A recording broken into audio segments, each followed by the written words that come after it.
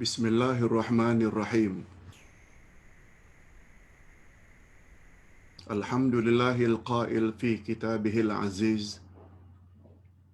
A'udzu billahi minasy syaithanir rajim. Innallaha la yaghfiru an yushraka bih wa yaghfiru ma duna dzalika liman yasha. Wassalatu wassalam ala rasulihil karim wa ala alihi wa ashabihi ajma'in, amma ba'd. Hadirin dan hadirat serta para pemirsa yang saya hormati, Assalamualaikum warahmatullahi wabarakatuh. Alhamdulillah, summa alhamdulillah, kita bersyukur kehadirat Allah Azza wa Jalla. Berkat taufiknya kita dapat meneruskan lagi majlis ilmu kita dengan pelajaran akidah Ahlus Sunnah wal Jamaah yang menjurus kepada hal-hal yang berkaitan dengan syirik.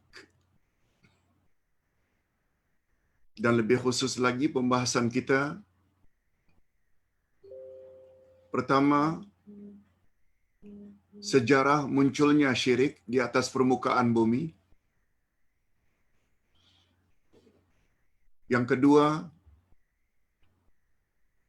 mensucikan orang-orang saleh juga boleh membawa kepada syirik. Menyanjung, mensucikan orang-orang saleh secara keterlaluan boleh membawa kepada syirik. Hakikat ini masih banyak lagi masyarakat Islam, terutama atau termasuk masyarakat Islam Nusantara, tidak menyadarinya. Itu sebabnya bila ada tuan guru melarang jangan memuji manusia secara keterlaluan, mereka akan dituduh sebagai tidak hormat orang soleh. Pada pagi ini insya-Allah kita akan bongkar perkara yang sebenarnya, sebagaimana yang Allah ceritakan dalam Al-Quranul Karim, sebagaimana yang disabdakan oleh Nabi Muhammad sallallahu alaihi wasallam. Kita mula sejarah syirik. Kalau tauhid mempunyai banyak kelebihannya. Kalau tauhid iaitu mengesahkan Allah, banyak kelebihannya. Demikian pula syirik. Sebagai lawan daripada tauhid adalah syirik, adalah dosa yang paling berbahaya dan malahan tergolong ke dalam dosa yang paling besar. Sebagaimana ayat yang kita bacakan tadi, ayat 48 dari surat An-Nisa, A'udzubillahi minasyaitonirrajim. Innallaha la yaghfiru an yushraka bih. Sesungguhnya Allah tidak akan ampun dosa syirik. Wa yaghfiru ma duna dzalika liman yasha. Dan Allah bersedia memaafkan dosa selain syirik bagi orang-orang yang Dia kehendaki. Oleh itu sudah sewajarnya lah kalau setiap muslim dan muslimat mengetahui tentang sejarah atau latar belakang bilakah syirik mula-mula muncul dan di zaman siapakah dan apakah penyebab utamanya syirik terjadi. Perlu tahu. Bagaimana Ustaz selalu sebut, minimal 17 kali dalam sehari kita memohon pada Allah, ihdinas siratal mustaqim. Minimal 17 kali. Dan hukumnya mesti pula itu, sebab dia adalah rukun salat, membaca surat Al-Fatihah, adalah sangat aib, adalah sangat tercela. Andai kata justru kita sendiri tidak faham makna siratal mustaqim. Malah bagi mereka yang banyak melakukan salat sunat, yang kesemuanya mesti membaca Al-Fatihah? Tidak mustahil. Terkadang-kadang orang yang rajin melakukan salat sunat rawatib, duha, tahajud, witir, setiap hari membaca Ihdinas Siratal Mustaqim, mungkin lebih dari 30 kali. Tidak mustahil. Tetapi sayangnya, doa yang begitu mustahak dan penting itu, justru dia sendiri tak tahu siapa golongan yang confirm mendapat Siratal Mustaqim. Jadi sama halnya, kalau kita tahu syirik itu sangat berbahaya, kalau kita sendiri tak tahu sejarahnya, berdasarkan fakta sejarah, bukan sekedar fakta sejarah, disokong pula oleh dalil-dalil Al-Quran dan Sunnah Nabi sallallahu alaihi wasallam bahwa penyelewengan dari Siratal Mustaqim, penyelewengan dari Siratal Mustaqim, penyelewengan dari jalan yang lurus yang pertama sekali terjadi ialah pada kaum Nabi Nuh. Pada kaum Nabi Nuh alaihi salam. Oh, sudah lama syirik ini terjadi. Ia terjadi sejak zaman Nabi Nuh lagi. Bukan ustaz yang cakap. Allah yang beritahu dalam Al-Quran. Sila lihat surat Nuh atau surah 71 ayat yang ke-23. Apa kata Allah? Apa firman Allah? A'udzu billahi minasyaitonir rajim. Wa qalu la tadharunna alihatakum wa la tadharunna wudda wa la tadharunna waddan wa la suwa'a wa la yaghutha wa ya'uqa wa nasra. Terjemahan ayat. Dan mereka berkata, janganlah sekali-kali kamu meninggalkan penyembahan Tuhan-Tuhan kamu, dan janganlah sekali-kali kamu meninggalkan penyembahan Wad. Jangan pula Suwa', Yaghuth, Ya'uq, Nasr. Surat Nuh ayat 23. Ini perkara gaib. Sebab ia terjadi ribuan tahun yang lalu. Ribuan tahun yang lalu. Ustaz katakan ribuan, kata ulama tafsir. Dari Adam hingga Nuh 1000 tahun. Adam, Nuh 1000 tahun. Jarak Nuh Ibrahim 1000 tahun lagi.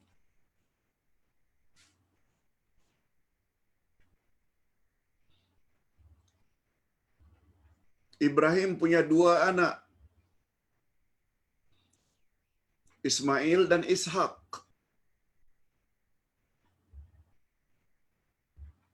Dari Ishak ada Yakub. Dari Yakub ada Yusuf. Antara Yusuf dengan Nabi Musa 400 tahun. Dari Nabi Musa pula kepada Nabi Isa 1800 tahun. Daripada Nabi Isa diangkat ke langit dengan Nabi Muhammad 600 tahun. Kita telah ditinggalkan oleh Nabi Muhammad sallallahu alaihi wasallam dah 1400 tahun yang lalu. Kalau baginda meninggal dunia, wafat pada tahun 10 Hijrah. Sekarang 1442. Sudah 1422 tahun pula baginda meninggal kita. Dah berapa tahun dah. Ribuan tahun dah syirik ini terjadi. Di zaman Nabi Nuh. Allah Subhanahu wa taala yang cerita. Coba dengar apa komen Imam Ibnu Katsir. Imam Ibnu Katsir berkata, Imam Al-Bukhari, ini orang yang paling banyak hafal hadis Nabi. Dan hadis yang diriwayatkan oleh Imam Bukhari, semuanya atau boleh kita katakan majority, kalau tidak semuanya pun adalah sahih daripada Ibnu Abbas radhiyallahu anhuma bahwa apa kata Rasul? Berhala yang disembah oleh orang-orang Arab, berhala yang disembah oleh orang-orang Arab di zaman jahiliyah adalah bermula daripada kaum Nabi Nuh.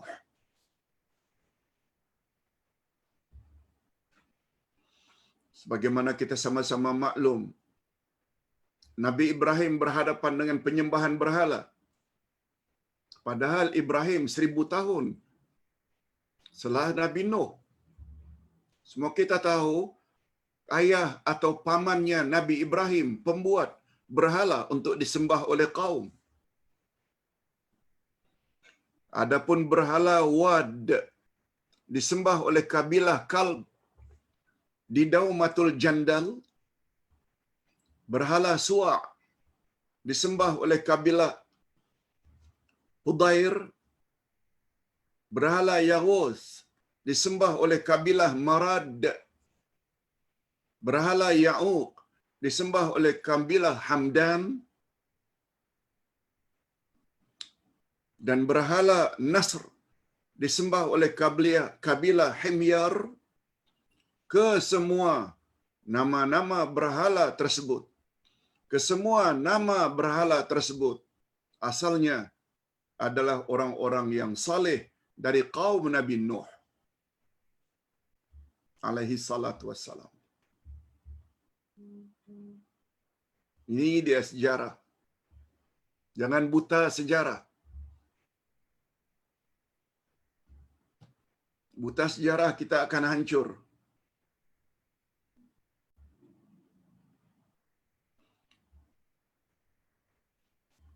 Setelah orang saleh tersebut meninggal dunia, zaman Nabi Nuh, walaupun beliau telah berdakwah 950 tahun siang malam, pengikutnya kurang dari 100 orang. Ada yang mengatakan 80, ada yang mengatakan 83. Malah ada pula yang mengatakan hanya 45. Ada yang mengatakan 40. Ada yang mengatakan hanya 25 orang. Berbeza pendapat para ulama tentang bilangan, tapi tidak melebihi 100 orang. Setelah orang-orang saleh, pengikut setia Nabi Nuh meninggal dunia satu demi satu, lalu syaitan membisikkan dan menggoda kaumnya agar membuat patung-patung para salihin dan menyuruh mereka meletakkannya di tempat-tempat mereka berhimpun. Dan mereka juga disuruh oleh syaitan agar menamakan patung-patung tersebut dengan nama-nama orang-orang saleh masing-masing. Ada Ya'uq, ada Nasr, ada Wa'ad, dan lain-lain. Kaum Nabi Nuh melaksanakan arahan syaitan tersebut. Syaitan yang telah berhasil membuat Adam dan Hawa, datuk dan nenek kita, keluar daripada syurga, akhirnya diturunkan ke bumi. Syaitan yang pernah minta pada Allah supaya diizinkan untuk menggoda Adam dan anak cucunya agar umurnya dipanjangkan pada hingga ke hari kiamat. Kedua-dua permintaan syaitan itu dikabulkan oleh Allah. Itu sebabnya dalam sejarah umat Nabi Nuh juga digoda oleh syaitan. Disuruhnya buat patung, namakan patung itu orang-orang saleh yang mereka sanjung, dan umat Nabi Nuh akur, setuju. Dibuatlah patung, diletakkan di tempat-tempat perhimpunan mereka, dinamakan dengan nama-nama orang saleh. Kaum Nabi Nuh melaksanakan arahan syaitan tersebut. Pada zaman awal perbuatannya, pada zaman awal pembuatannya, maknanya yang membuat patung tersebut, mereka tidak menyembah patung-patung tersebut. Mereka tahu itu patung orang-orang saleh, hanya patung. Tetapi setelah lama berselang dan generasi seterusnya dilupakan oleh syaitan tentang asal-usul sejarah pembuatan patung itu, maka akhirnya mereka menyembah patung-patung tersebut.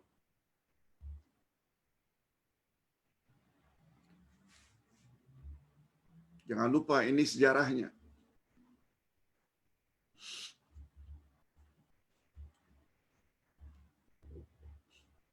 Pembuat patung atau berhala tersebut, mereka yang buat, mereka tahu itu adalah patung, bukan Tuhan. Begitu juga generasi sesudahnya, anak-anak pembuat patung, generasi berikutnya, cucu cicit pembuat patung, masih tahu lagi dan segar dalam ingatan bahwa berhala-berhala atau patung-patung itu hanya patung orang-orang saleh. Tapi setelah 7, 8, 9 generasi kemudian, mereka sudah tak tahu lagi asal-usul patung itu. Nah, di sanalah akhirnya mereka digoda lagi oleh syaitan. Kaum Nabi Nuh, patung-patung yang terpacak di tempat-tempat keramaianmu itu bukan sembarang patung. Mereka lah Tuhan-Tuhan kamu. Oleh sebab itu, sembahlah patung-patung itu. Ini dia sejarah.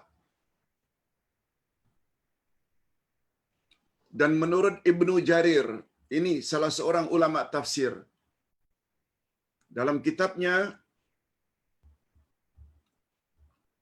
Tafsir Ibnu Jarir, atau nama tepatnya Al-Jami' lil Bayan an ta'wilu ayil Quran. Apa kata Ibnu Jarir? Mereka adalah orang-orang yang hidup antara Nabi Adam dan Nabi Nuh. Ini satu pandangan lagi. Mereka adalah orang-orang yang hidup di antara Nabi Adam dengan Nabi Nuh. Tadi kita dah sebut jarak antara Adam dengan Nuh 1000 tahun. Masing-masing mereka mempunyai pengikut, punya follower. Setelah mereka wafat, lalu pengikut masing-masing membuat gambar atau patung orang-orang saleh yang mereka ikuti. Mereka berkata, kalau kita buat gambar mereka, sudah tentu ibadat kita akan lebih khusyuk. Karena dengan melihat gambar mereka, kita akan teringat dengan kesalehan mereka. Itu dia sejarah. Perkara yang sama inilah yang dilakukan oleh setengah tarikat. Mereka letakkan gambar tuan guru mereka, khalifah mereka, lalu berzikir, meratib di hadapannya sambil terangguk-angguk, sambil melihat wajah. Exactly. Ini hanya pengulangan kembali apa yang telah berlaku ribuan tahun yang lalu. Tapi gara-gara tak tahu sejarah, mereka ulang balik. Dan syaitan happy.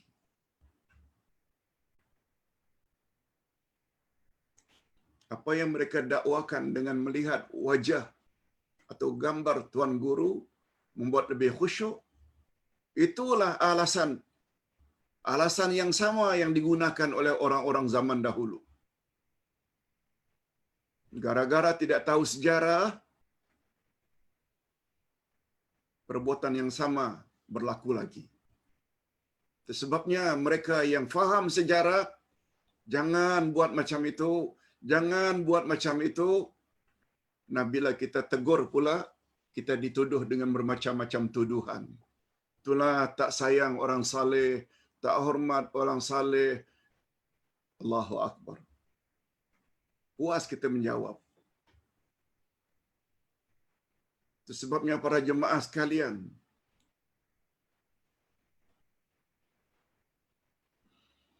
Ustaz nasihatkan, orang saleh memang wajib kita sanjung, hormat. Malah dalam salah satu wasiat, 50 wasiat yang Ustaz tulis, yang Ustaz edit pagi tadi, final, terakhir, sebelum dikirim ke percetakan. Satu di antara wasiat, Ustaz namakan dengan Suhbatus Salihin. Suhbatus Salihin. Kita hendaklah bersahabat dengan orang-orang saleh. Bagus. Hormati orang-orang saleh. Tapi jangan keterlaluan. Bila keterlaluan, ini jadinya. Bila keterlaluan, ini jadinya. Suhbatus Salihin. Kita hendaklah dekatkan diri dengan orang-orang saleh dengan tunjuk ajar mereka. Lebih-lebih lagi yang berteraskan atau mengajak kita kembali pada Quran dan Sunnah. Bagus. Tapi bila ada keterlaluan, dia akan membawa kepada syirik.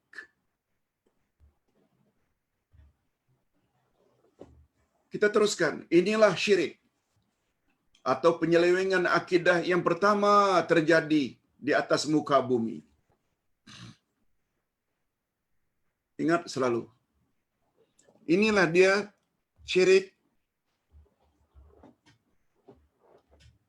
Kita boleh lihat statement ini oleh Dr. Umar Sulaiman Al-Ashqar di dalam kitabnya Nazrah fi Tarikh Al-Aqidah. Apa kata beliau? Inilah syirik atau penyelewengan akidah yang pertama terjadi di atas muka bumi. Lalu lanjutan daripada kejadian inilah, lalu lanjutan daripada kejadian inilah Allah Subhanahu wa taala mengutus Nabi Nuh. Nah, ini bagi yang berpendapat syirik pertama terjadi di kalangan orang-orang di antara Adam dan Nuh. Nah, ini pandangan ini, maka untuk menghapuskan pahaman itu, Allah Subhanahu wa taala turunkan Nabi Nuh. Nabi Nuh diutus kepada kaumnya supaya baginda mengembalikan akidah kaumnya kepada akidah yang benar, yaitu siratal mustaqim, jalan yang lurus. Ini sebagaimana firman Allah. Mereka pun ada dalilnya. Ini dia.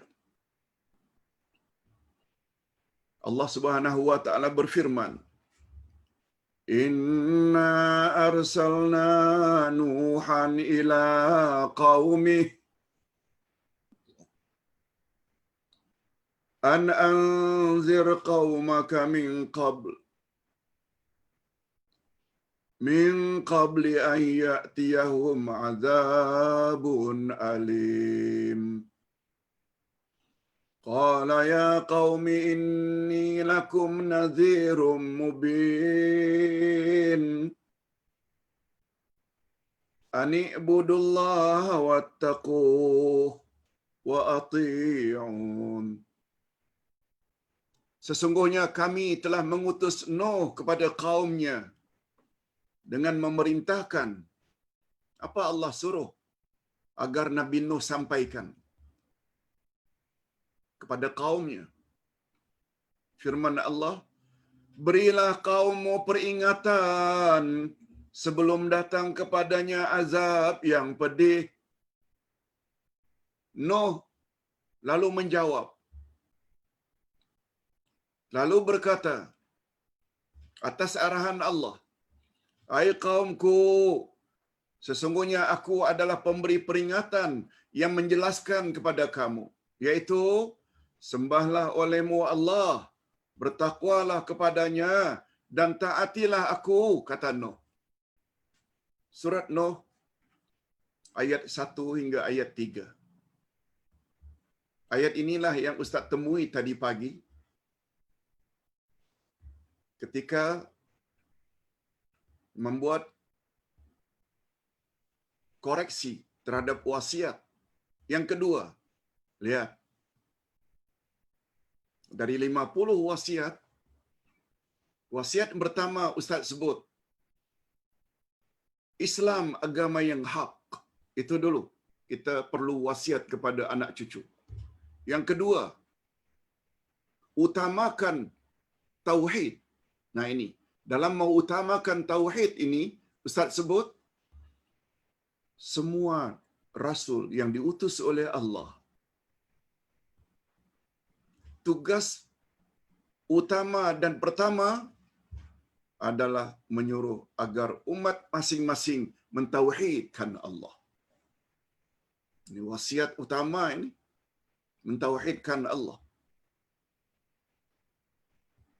Ayat inilah yang Ustaz bawa sebagai hujah supaya tidak ada yang boleh membantah. Sebab ini kalamullah.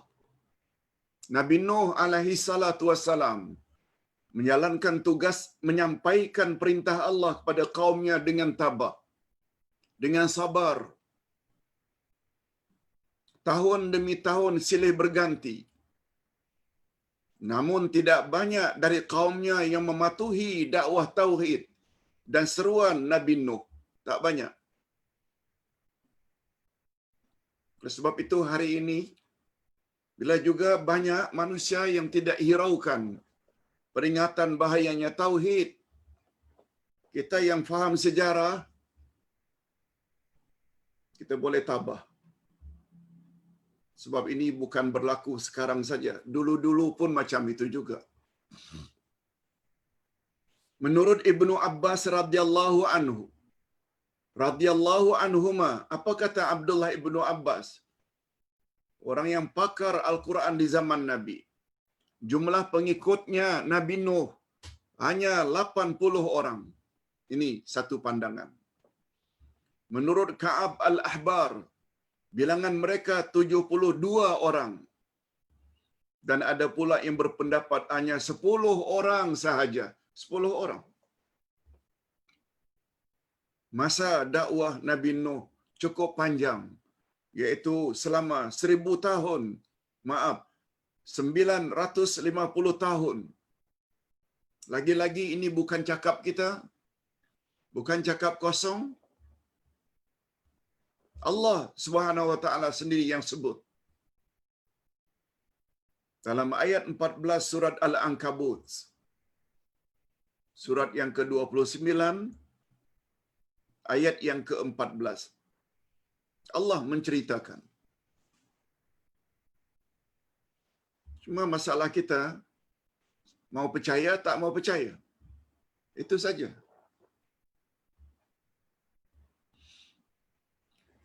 فَلَبِثَ فِيهِمْ أَلْفَ سَنَةٍ إِلَّا 50 عَامًا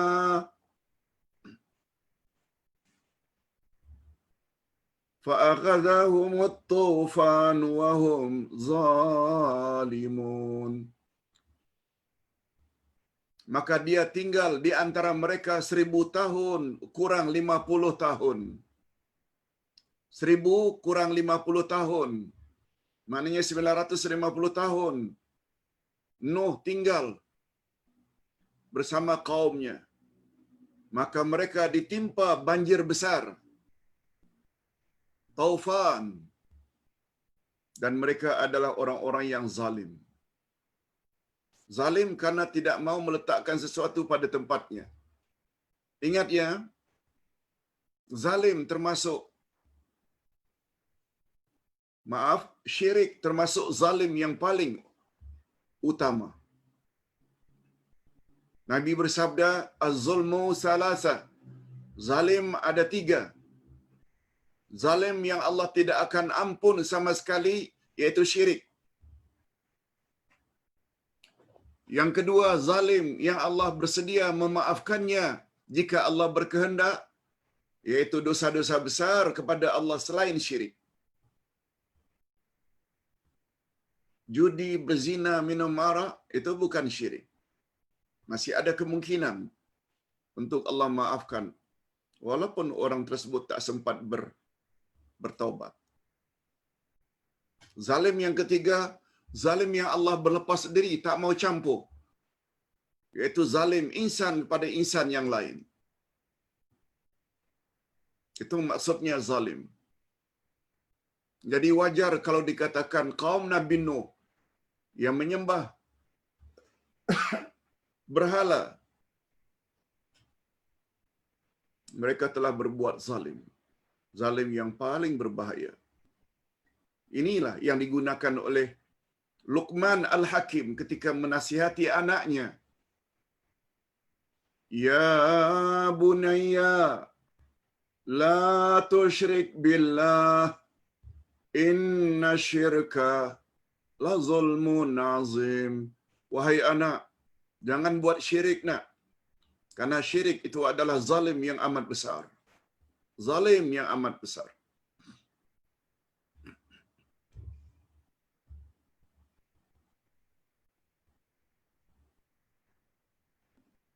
Hadirin dan hadirat serta para pemirsa yang saya hormati.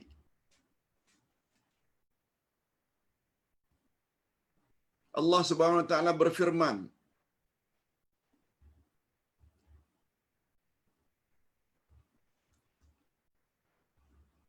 orang yang akan aman dari siksaan Allah di akhirat, dan merekalah yang akan dapat petunjuk. Syaratnya, mereka tidak boleh campur iman mereka dengan syirik.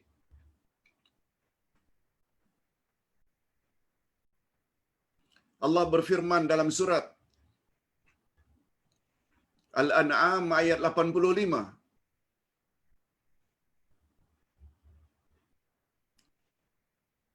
وَالَّذِينَ آمَنُوا وَلَمْ يَلْبِسُوا إِيمَانَهُمْ بِظُلْمٍ أُولَئِكَ لَهُمُ الْأَمْنُ وَهُمْ مُهْتَدُونَ. Kalau Ustaz tidak salah, dia terdapat pada surat Al-Maidah ayat 85. Al-Maidah 85. Ustaz pastikan dulu. 85. Al-Maidah. Bukan, kalau begitu bukan Al-Maidah tapi Al-An'am 85.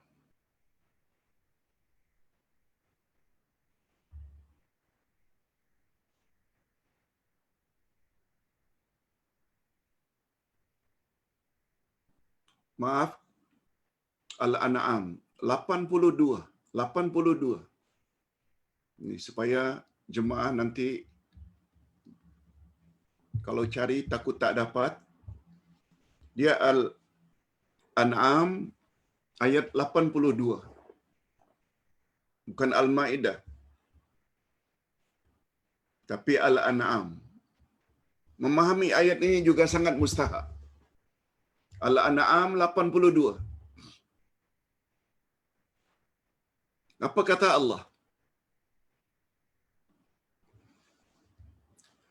Orang-orang yang beriman, walladzina amanu. Alladzina amanu. Orang-orang yang beriman, walam yalbisu imanahum bizulm,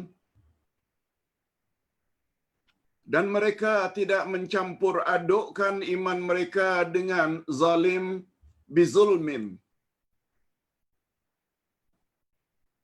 Tapi mengapa Ustaz di sini diartikan dengan mereka yang tidak mencampur adukkan iman mereka dengan syirik?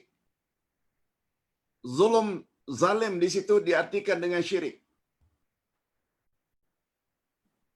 Ustaz ulang sekali lagi. Orang-orang yang beriman dan mereka tidak campurkan iman mereka dengan syirik, mereka itulah orang-orang yang mendapat rasa aman. Kata ulama tafsir, aman daripada siksaan Allah di akhirat, dan mereka lah yang mendapat petunjuk.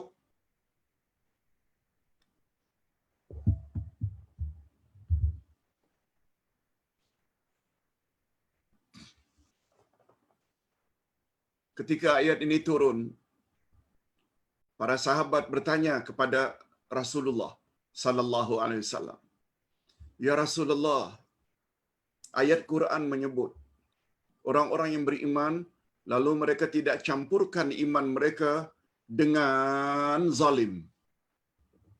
La yalbasuna imanahum bizulmin." Ya Rasulullah, mana ada orang beriman seperti kami yang tidak campurkan iman kami dengan zalim? Bukankah setiap dosa itu zalim? Lain halnya dengan Tuhan. Tuhan maksum. Begitu pemahaman para sahabat. Ayat pula menyebut orang-orang beriman lalu mereka tidak campurkan iman mereka dengan kezaliman. Mana ada ya Rasulullah? Tuhan sendiri pernah menyebut, kullu bani Adam khata'. Setiap anak cucu Adam pasti pernah buat salah. Lain hal dengan Tuhan. Tuhan memanglah maksum, tak pernah buat salah. Pertanyaan sahabat itu mengundang jawaban Nabi. Apa kata Nabi? Bukan. Zalim di sini bukan dengan makna dosa. Dosa biasa. Ustaz ajak kita renung doa Nabi Adam dan nenek kita Siti Hawa ketika mereka melakukan maksiat, melanggar larangan Allah, makan buah larangan. Akhirnya mereka makan disebabkan godaan syaitan. Begitu makan, pakaian syurga mereka dilucut oleh Allah. Dalam keadaan aurat mereka terdedah, mereka ambil daun-daun syurga untuk mereka tutup sambil berdoa. Rabbana, apa bunyi doanya? Rabbana zalamna anfusana wa illam taghfir lana wa tarhamna lanakunanna minal khasirin. Ya Allah, kami telah menzalimi diri kami. Sekiranya Engkau tidak kasihani dan tidak ampuni, sudah tentu kami termasuk orang-orang yang merugi. Itu membuktikan bahwa zalim itu adalah dosa. Dosa itu adalah zalim. Lalu wajar kalau sahabat bertanya, "Ya Rasulullah, mana ada orang beriman yang tidak pernah buat zalim?" Coba dengar jawaban Nabi, respon Nabi. Yang Allah maksudkan iman tak boleh campur dengan zalim, bukan zalim biasa, tapi dengan makna syirik. Kamu tak pernah dengarkan nasihat Luqmanul Hakim kepada anaknya. Lalu Nabi Muhammad sallallahu alaihi wasallam baca nasihat Luqman yang kita tebut tadi. Kalau tak salah di dalam surat Luqman ayat yang ke-10 kalau tidak salah. Ya bunayya la tusyrik billah inna syirka la zulmun azim. Wahai anak, jangan buat syirik, karena sesungguhnya syirik itu adalah zalim yang amat besar. Nah, ini namanya Quran ditafsirkan oleh hadis Nabi.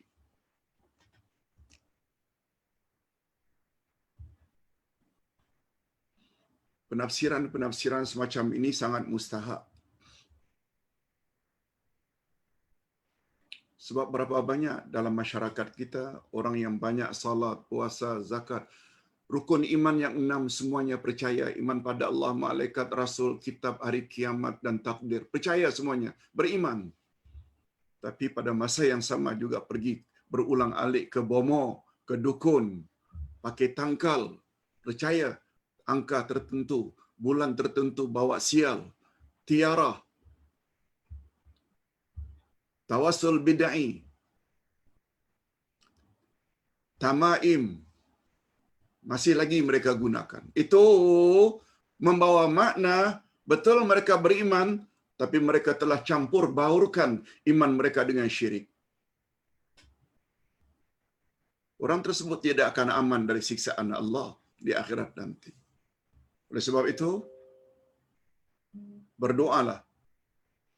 Mohon ampun pada Allah dari dosa syirik, sama ada yang disengaja atau tidak disengaja. Mesti buat sekarang juga. Jangan diundurkan. Sebab ada ketikanya pintu taubat tutup, yaitu ketika naza'. Na'udzubillah min dzalik. Okey. Nah, sekarang kita akan bawa bab yang Ustaz sebutkan tadi. Mensucikan orang-orang saleh, punca amalan syirik.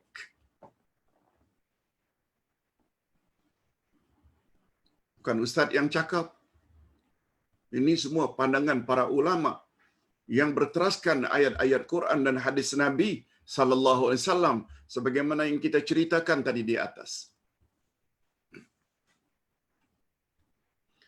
Sebagaimana dimaklumi dari kisah kaum Nabi Nuh di atas, bahawa punca terjadinya syirik adalah disebabkan sikap terlalu mengagung-agungkan orang saleh. Walaupun Islam menyuruh menghormati orang-orang saleh, namun penghormatan dan mengagung-agungkan mereka secara keterlaluan dan melampaui batasan adalah dilarang, seperti dakwaan kononnya syekhnya dan tuan gurunya boleh menyelamatkannya dari malapetaka. Dah mula bahaya dah. Kononnya tuan gurunya boleh menyelamatkannya dari azab api neraka. Akan memberi dia syafaat nanti di akhirat. Dakwaan-dakwaan macam ini kita biasa dengar hari ini. Terutama mereka yang cenderung kepada ajaran tarikat.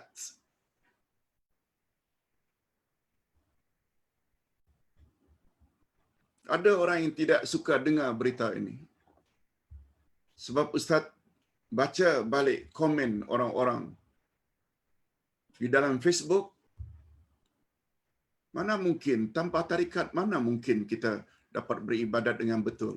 Nah, maknanya orang berkenaan, orang yang ta'assub dengan tarikat. Tarikat bukan ajaran Nabi sallallahu alaihi wasallam. Ustaz pernah ajukan pertanyaan ini di dalam kelas ketika belajar di Islamic University Madinah. Kata tuan guru yang mengajar akidah, Syekh Hamad namanya. Apa kata Syekh Hamad? Allah yarhamuh. Tarikat diambil dari kata tarik. Tarik itu jalan. Maksud mereka adalah jalan menuju Allah.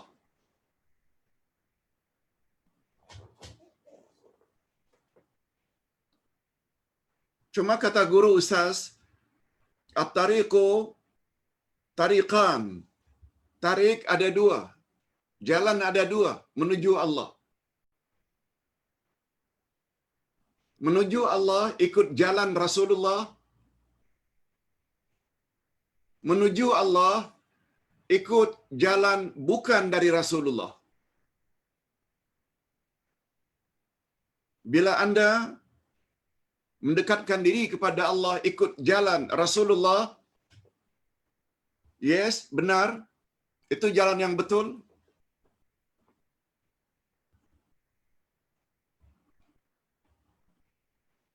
Sebab prinsip dalam Islam ada dua kalimah syahadat. Siapa yang ikut hakikat dua kalimah syahadat, walaupun dalam bentuk recording, akan faham perkara ini. Ustaz ulas dengan panjang lebar. Dua prinsip yang dimaksudkan itu. Prinsip pertama, tauhidullahi wahdah. Tauhidullahi wahdah. Sembah hanya Allah yang Maha Esa, jangan dia disekutukan. Yang kedua, tauhidut tariqi ilaihi. Tauhidut tariq, ada perkataan tariq, tauhid. Lalui hanya satu jalan saja untuk menuju Allah. Jalan siapa? Jalan Muhammad Rasulullah. Macam mana cara salat, macam mana cara puasa, macam mana cara tawaf, macam mana cara. Tapi bila kita mula ikut bukan tarik jalan Nabi Muhammad, bila berzikir umpamanya dengan menggoyang-goyangkan badan, berzikir di hadapan wajah orang saleh, gambar orang saleh di depannya, mana ini pernah disebut oleh Nabi dan para sahabat. Sebabnya Tuan Guru Ustaz hanya beritahu, kalau perjalanannya itu ikut Muhammad, yes, itu dia jalan yang betul. Adapun segala jalan yang tidak dianjurkan, dibimbing oleh Nabi Muhammad, itu jalan yang sesat. Inilah dia pada umumnya yang diamalkan oleh tarikat-tarikat sesat.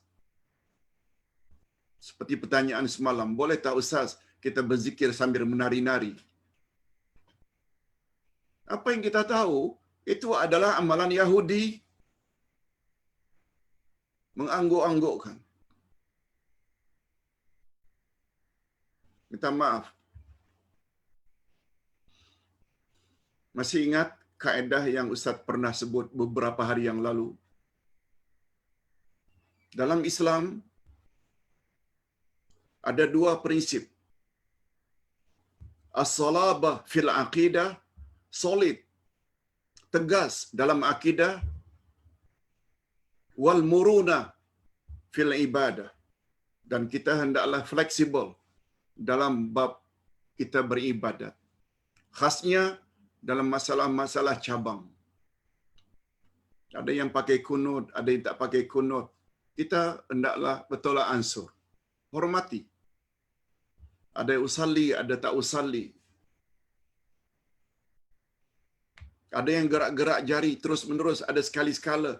Bagi kita, tak gerak pun, salat pun tetap sah. Sebab itu hanya sunat.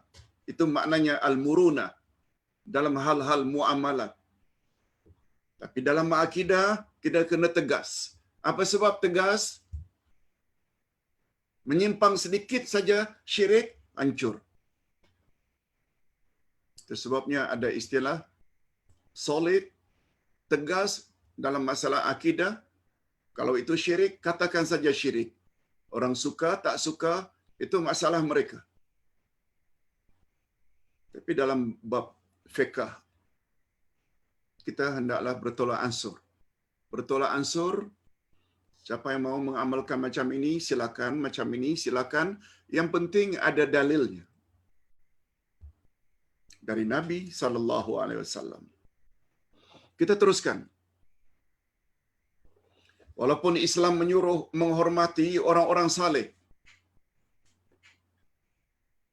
Oh, tadi kita dah sebut, kononnya mendakwa tuan gurunya boleh menyelamatkannya dari azab neraka.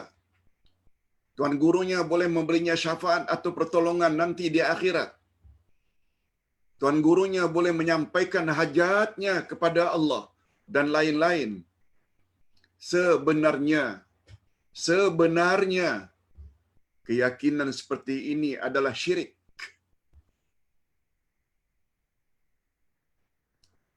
Mungkin ada di antara kita yang merasa berat mendengar ini. Fakta. Sebab itulah keyakinan orang-orang dulu.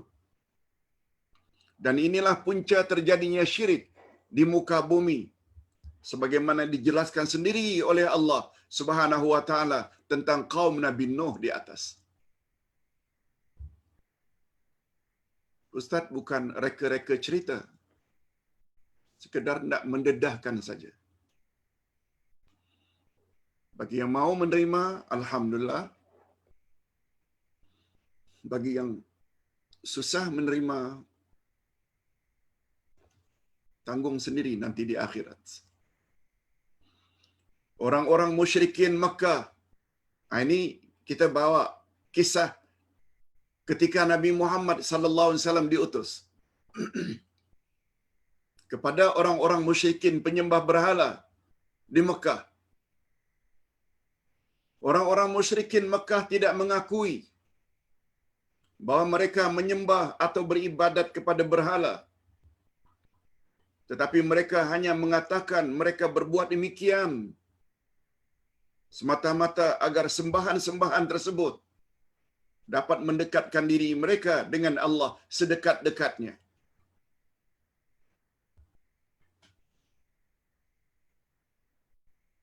Ini bukti. Allah Subhanahu wa taala. Ini lagi-lagi Allah kisahkan dalam Al-Quran. Allah menjelaskan di dalam Al-Quran dengan sejelas-jelasnya sikap penyembah-penyembah, sikap penyembah-penyembah berhala dari kalangan musyrikin Makkah. Apa sikap mereka bila ditegur? Coba perhatikan ayat ini. وَالَّذِينَ اتَّخَذُوا مِن دُونِهِ أَوْلِيَاءَ مَا نَعْبُدُهُمْ إِلَّا لِيُقَرِّبُونَا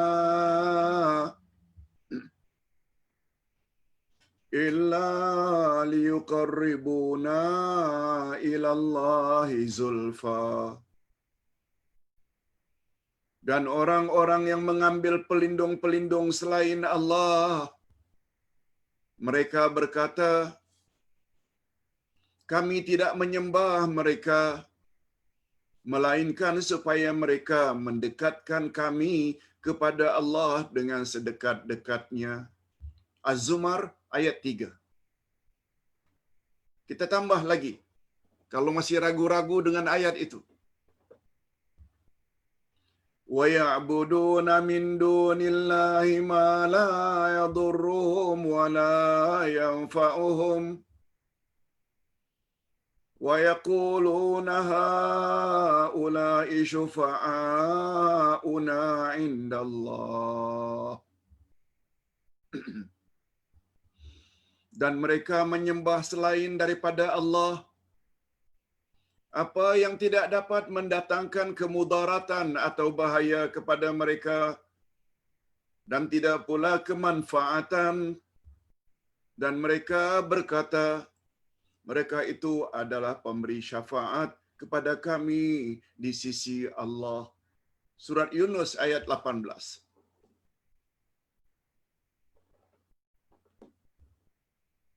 Sekarang kita coba ambil pengajaran dari ayat.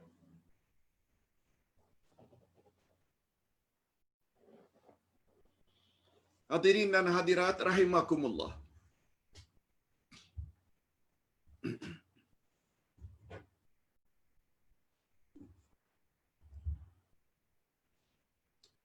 Nampak tak oleh kita betapa pentingnya tafsir? Itu sebabnya Ustaz tak jemu-jemu mengulangi. Kewajiban kita umat Islam terhadap Al-Quran ada 5.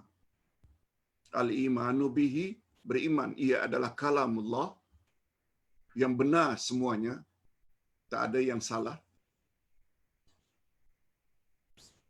tilawatuhu, membacanya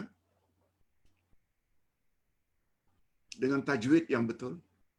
Baru 2, ada 3 lagi.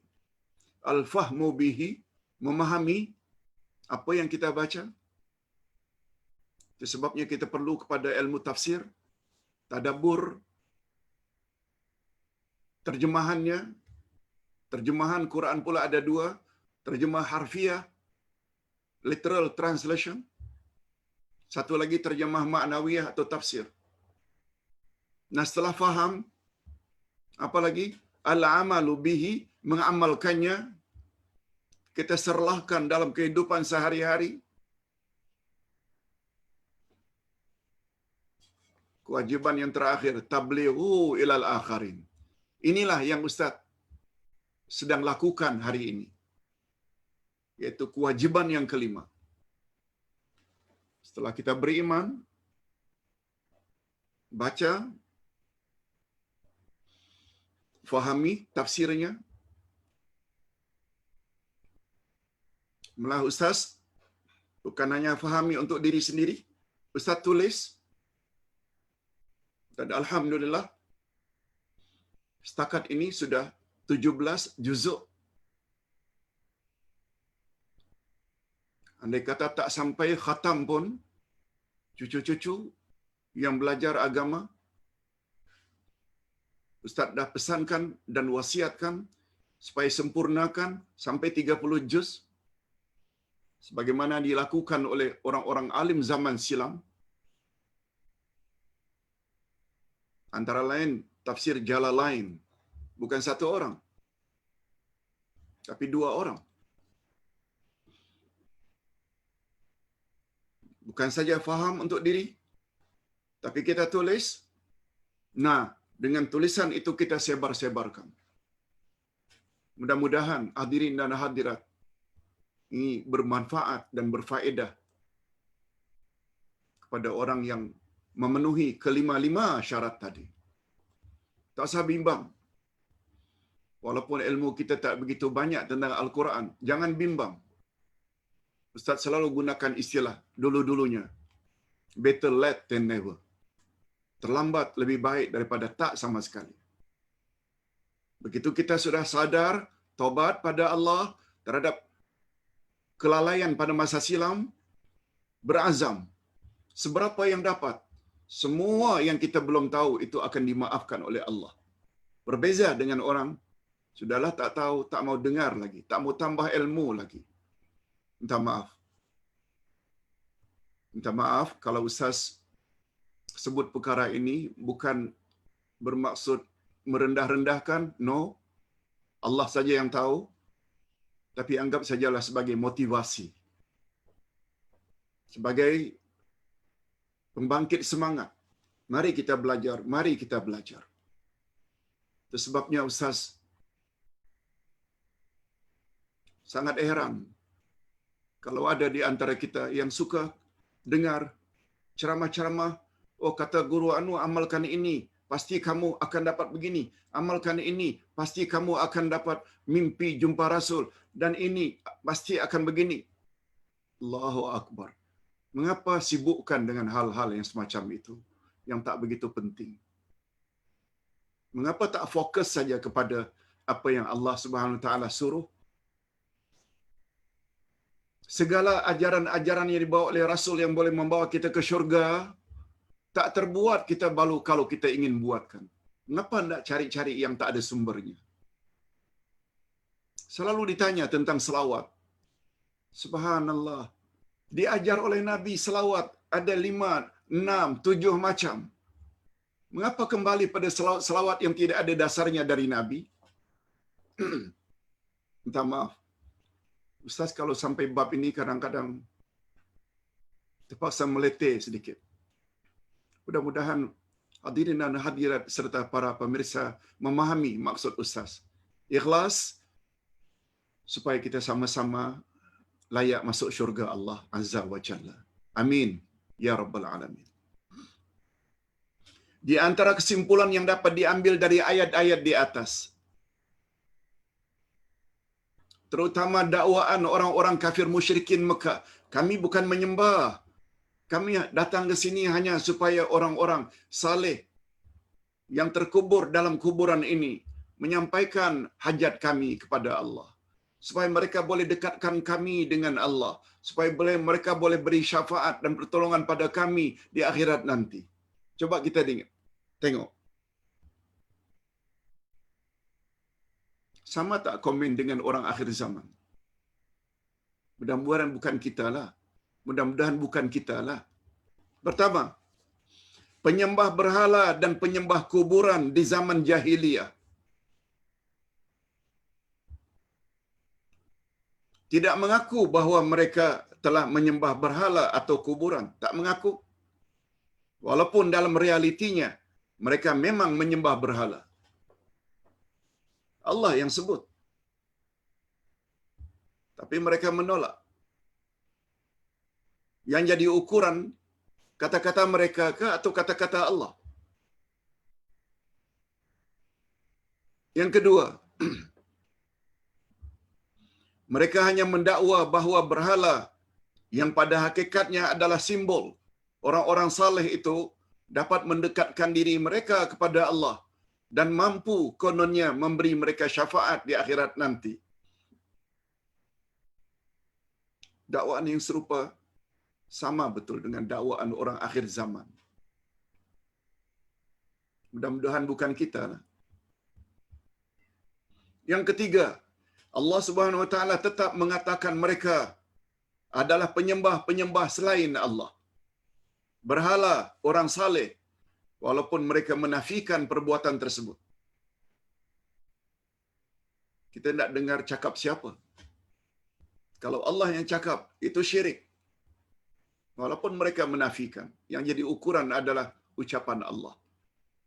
Yang keempat, Allah Subhanahu wa taala menegaskan bahawa orang-orang saleh yang mereka sembah itu sedikit pun tidak dapat memberi mereka kemanfaatan, apalagi syafaat, atau menolak daripada mereka kemudaratan atau bahaya. Allah menegaskan tidak akan berguna sama sekali apa yang mereka dakwaankan. Kalau Allah dah sebut orang yang mendatangi kubur-kubur keramat hari ini, kubur tertentu, Wali Songo ke kalau di Jawa, kubur Syekh Abdul Qadir Jailani ke di Iraq, kubur Habib Noh ke kalau di Singapura. Tidak salah ziarah, sebab ziarah memang disuruh. Sebab ziarah mengingatkan kita kepada mati. Tapi bila dah sampai di perkuburan Wali Songo, perkuburan Habib Noh di Singapura, sampai kuburan Syekh Abdul Qadir Jailani di Iraq, beranggapan bahawa pada kuburan tersebut ada keistimewaan, ada kelebihan. Itulah yang dimaksudkan. Anggapan macam itu boleh membawa kepada syirik. Sebabnya apabila nanti selesai PKP, kita boleh balik pergi ke Jordan, ke Turki, ke Syam, ke Arab Saudi, ke Mesir. Kadang-kadang orang-orang travel agent akan bawa kita ke kuburan-kuburan orang-orang saleh zaman dahulu. Ustaz tidak kata tak boleh. Boleh. Tapi sampai beranggapan pada kuburan-kuburan itu ada keistimewaan atau kelebihan. Tak boleh. Tak boleh. Sebab itulah yang dijelaskan oleh Allah Subhanahu wa taala. Ziarah boleh, tapi jangan sampai terpedaya. Wallahu a'lam.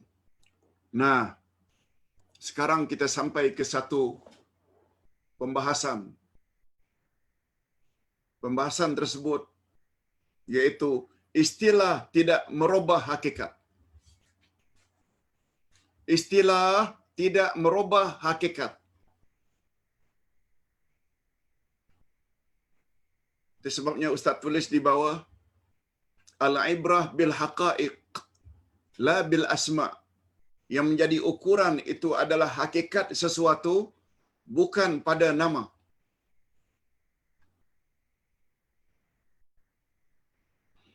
Sungguh banyak istilah yang digunakan oleh orang-orang ramai. Sungguh banyak istilah yang digunakan oleh orang ramai yang jahil akidah untuk lari dari digolongkan syirik atau kufur.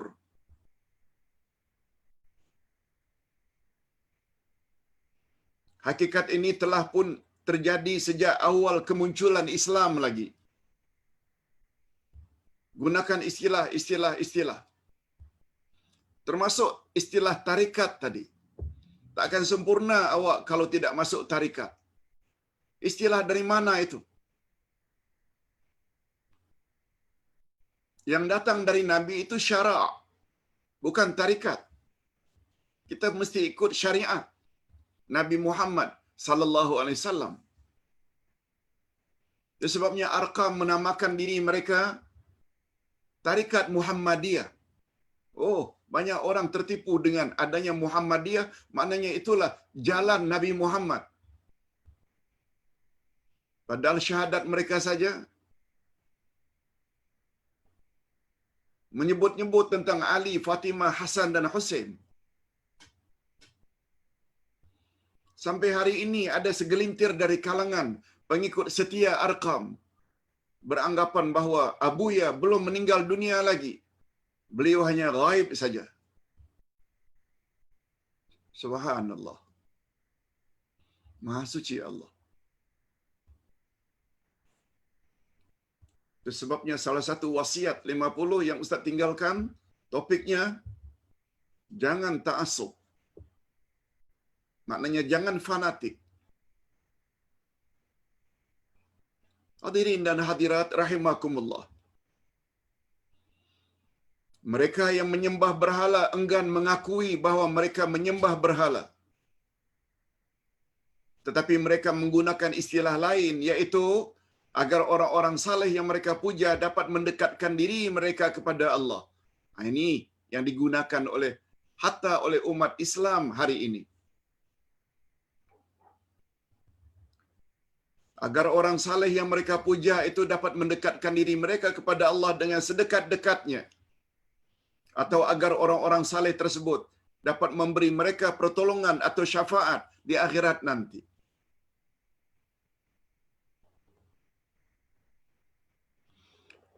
Demikian juga pada hari ini kita selalu mendengar istilah yang digunakan oleh setengah umat Islam yang terlalu memuja dan mengagung-agungkan orang saleh, para wali, kuburan keramat dan lain-lain.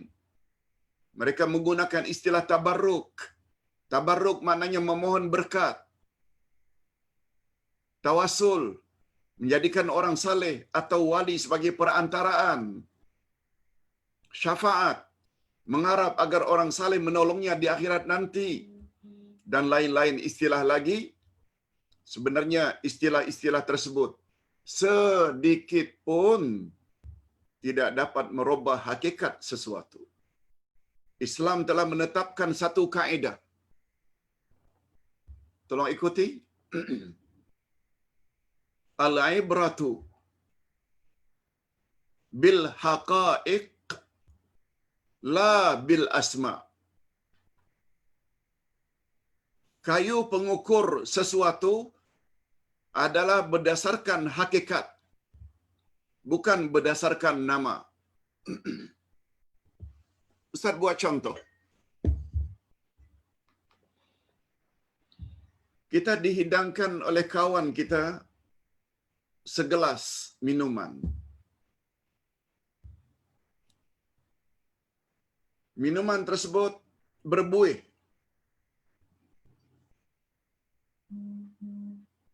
Lalu dikatakan, ini hanya apple. Warnanya memang agak kekuning-kuningan. Padahal itu sebenarnya arak. Itu sebenarnya bir.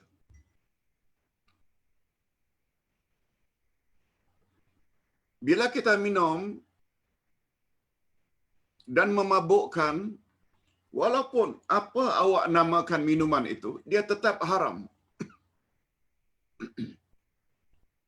Contoh lain, A katakan pada B, B, mari sini.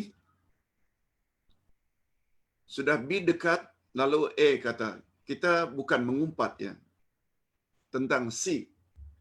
A, aku nak cakap awal-awal pada awak. Kita bukan mengumpat C ya.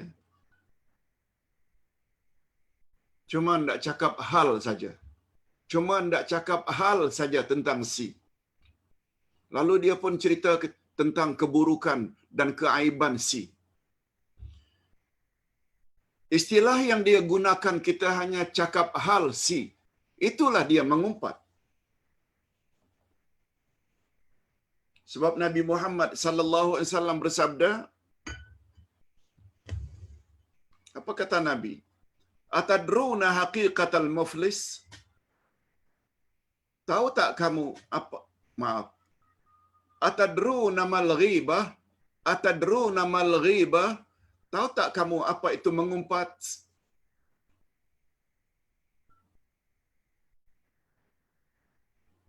Lalu sahabat secara sopan menjawab, Allahu wa rasuluhu a'lam. Hanya Allah dan Rasulullah yang lebih tahu. Kami tak tahu nak jawab ya Rasulullah. Mengumpat itu apa?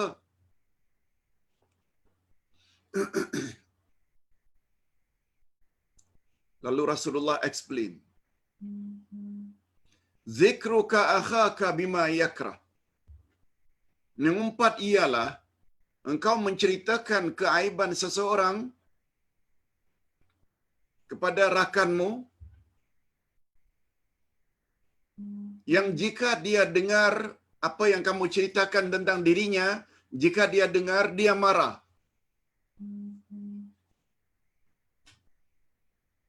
Zikruka akhaka bima yakrah. Lalu sahabat bertanya, ya Rasulullah, bagaimana halnya? Bagaimana halnya? Yang jika kita ceritakan itu benar-benar sifat buruk itu ada padanya. Jawab Nabi. Jawab Nabi lagi. Jika engkau ceritakan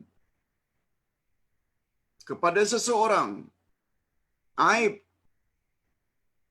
atau keburukan orang lain yang bila dia dengar,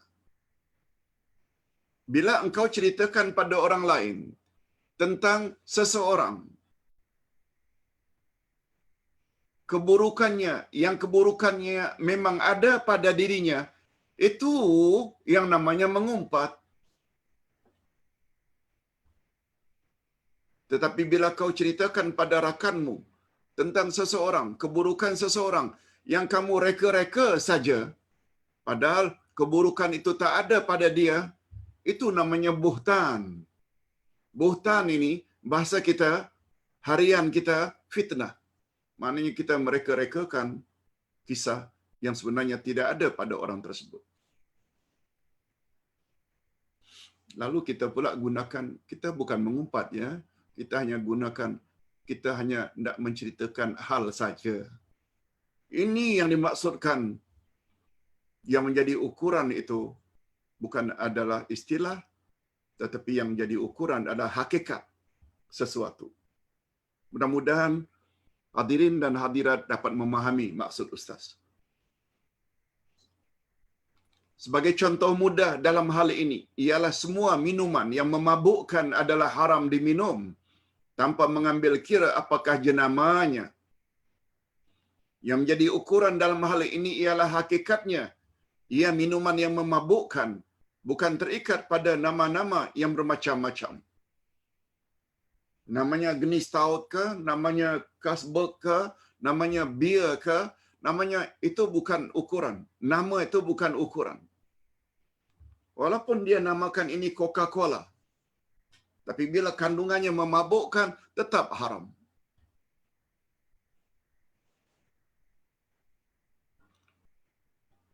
Begitu jugalah dalam hal ibadat. atau menyembah sesuatu.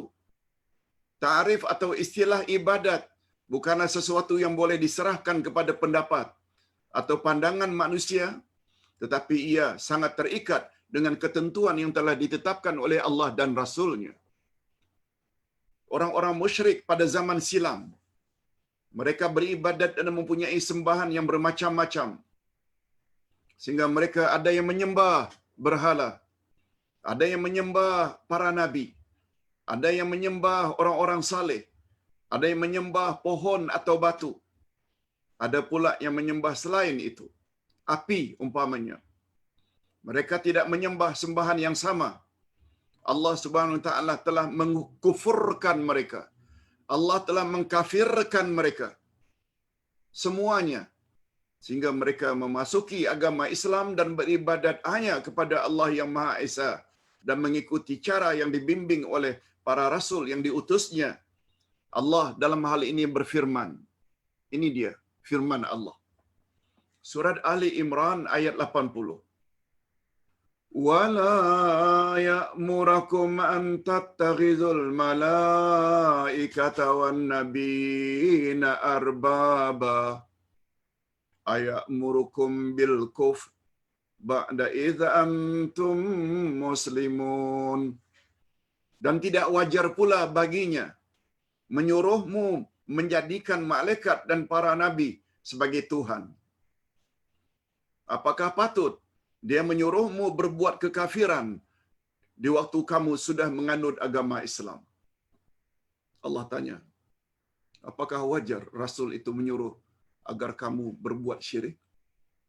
Menyembah malaikat, menyembah ini, menyembah ini. Allah Subhanahu wa taala menjelaskan di dalam ayat di atas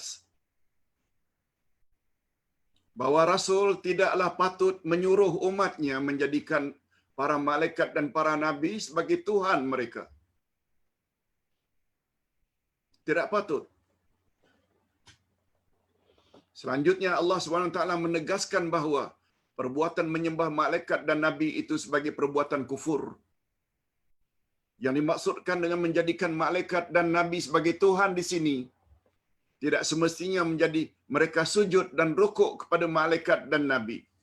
Tak semestinya.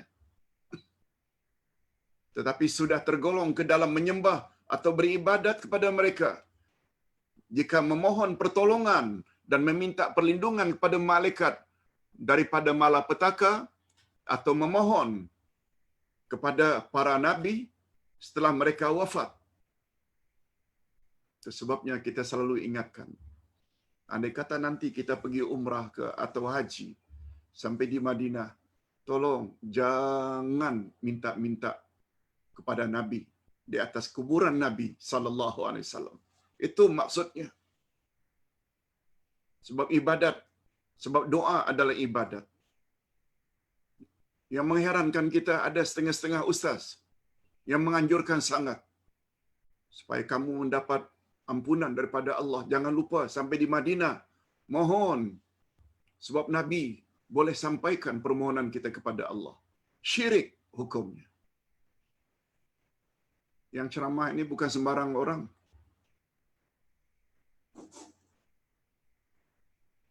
Salah seorang penceramah yang cukup popular. Mengapa tak faham tentang bahayanya mengagung-agungkan? Jangankan para wali, jangankan para habib-habib, Nabi Muhammad sallallahu alaihi wasallam pun tak boleh kita agung-agungkan sampai memohon setelah baginda wafat. Sebab berdoa atau memohon pertolongan dan meminta perlindungan termasuk dalam jenis ibadat. Malahan termasuk ke dalam jenis-jenis ibadat utama, dan ibadat tidak boleh ditujukan kepada selain Allah. Nah, sampai kita ke bahagian yang terakhir. Masya Allah, hari ini kita agak lewat. Hampir 1 jam setengah. Kurang 5 minit. Insya Allah, kita dapat menamatkan dalam 5 minit lagi. Harap bersabar. Syirik dan bid'ah. Apa pula kaitannya, Pak Ustaz? syirik dengan bid'ah. Kita baca, Islam dibina di atas dua asas, yaitu mentauhidkan Allah dan beribadat dan mengikut panduan Rasulullah ketika beribadat. Ini yang Ustaz katakan dua prinsip tadi. Sembahlah Allah yang Maha Esa. Yang kedua, sembahlah Allah dengan mengikut cara Nabi Muhammad sallallahu alaihi wasallam. Hakikat ini terkandung di dalam dua kalimat syahadat.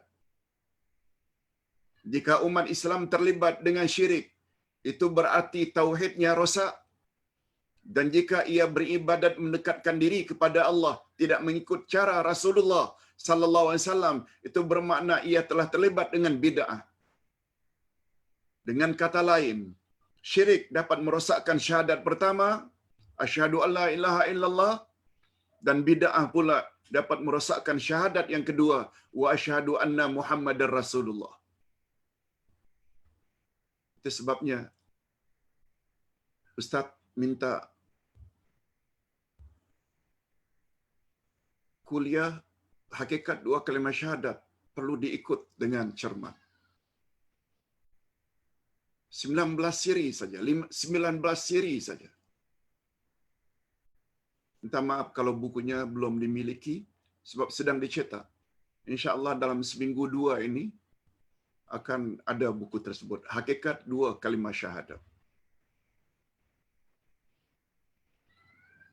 Sebagaimana dimaklumi bahawa ada dua syarat agar amal ibadat diterima oleh Allah. Pertama, ikhlas lillah. Ikhlas dengan makna tauhid. Itu sebabnya karena tauhid begitu solid di dalam surah Qul huwallahu ahad, maka surah itu dipanggil dengan suratul Ikhlas. Yang kedua, panduannya, syaratnya agar amal diterima mesti mengikuti panduan Nabi Muhammad sallallahu alaihi wasallam ketika beribadah. Dari ketentuan ini dapat diambil kesimpulan betapa besar bahaya syirik dan bid'ah dalam pandangan Islam. Itu sebabnya kata Imam Ibnul Qayyim, syaitan menggoda manusia ada berperingkat-peringkat. Ada 6 peringkat. Peringkat pertama, dia akan suruh kita buat syirik dahulu. Kalau dia tak berjaya mensyirikkan kita, dia akan suruh kita agar buat bid'ah. Baru yang ketiga, baru buat dosa-dosa besar lainnya. Minum arak, berjudi, itu semuanya di bawah syirik dan bid'ah.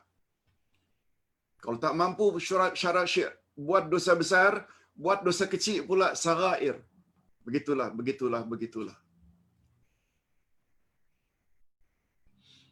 Iblis brilian otaknya. Matlamat utamanya supaya manusia boleh sama-sama dia ke dalam neraka. Agar terhindar, agar mereka diharamkan masuk syurga, pertama sekali dia suruh syirik, yang kedua disuruh buat bid'ah. Sebab bila buat bid'ah, semua amal mardud, ditolak oleh Allah Subhanahu wa taala. Oleh itu tidak mengherankan kalau Islam sangat tegas dan keras terhadap dua dosa tersebut, sebab kedua-duanya dapat menghancurkan semua amal ibadat kita. Ustaz kira pencerahan Ustaz pagi ini bagi Ustaz pribadi termasuk pencerahan utama. Perlu diambil berat. Recording ini tolong simpan kepada saudara mara kita, ibu bapa kita di kampung yang tak sempat dengar ini. Kirim mereka. Hari ini sangat mudah cara pengirimannya. Kirim saja melalui Telegram ke, kirim saja melalui WhatsApp ke, sampai. Di mana-mana orang boleh dengar. Seluruh dunia orang boleh dengar apa yang kita sebut ini. Mudah-mudahan kita termasuk ke dalam golongan orang yang bersikap senantiasa sami'na wa ata'na. Terhadap apa yang Allah kata, apa yang Rasul kata. Ustaz hanya menyampaikan saja. Kita berpindah kalau Ada pertanyaan, Ustaz akan jawab pertanyaan. Wabillahi taufiq wal hidayah. Wassalamualaikum warahmatullahi wabarakatuh.